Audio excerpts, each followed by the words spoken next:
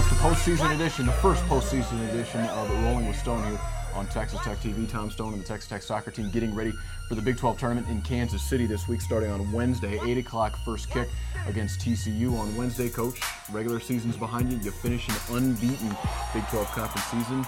You haven't lost to any of these teams that'll be in Kansas City. Just how much confidence does that give you going into a tournament like this? Well, we also haven't felt the trophy yet either. Right. So there's certainly a lot left to play for. There are some really good teams in the Big 12 that I think all have a good chance of winning this championship. So kind of like the regular season, you look at each game as its own individual opportunity to move forward. TCU will not be easy, and we're looking forward to Wednesday night. Is there a motivation within that locker room that, hey, we didn't win the regular season championship, and now all of a sudden there's a trophy sitting there on Sunday in Kansas City? Well, I think all the teams, know they've got two shots at it. And West Virginia was a deserved champion. They lost 1 and won 7. They had 21 points. So you're right when you say we played everybody, so we've seen everybody, and we know the competition will be fierce. And you just don't know who you'll face. You'd love to say that 1 would meet 2, but heck, 7 could meet 8. Last year, 8 met, I think, 2 in the final. So it's an exciting time, Big 12 tournament time. Top to bottom, our league is really tough, and we're looking forward to it. Janine, she's certainly in a groove right now. 3 goals in her last 3 ball games.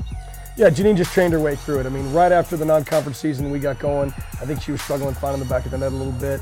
Never lost her confidence, kind of tightened her screws a little bit, actually got more ornery in practice, more aggressive in training, came earlier, stayed longer, just did all of the things that you would expect a young, up-and-coming star like Janine to have in her, just her daily habits, and it was tremendous to watch. She pushed herself through it, and now she's flying. She's come out fitter, tougher, and I think more prepared for the postseason than she was even last year. Obviously not looking past TCU, but the potential to play 3 games in 5 days. Talk about that grind from a physical nature on your club.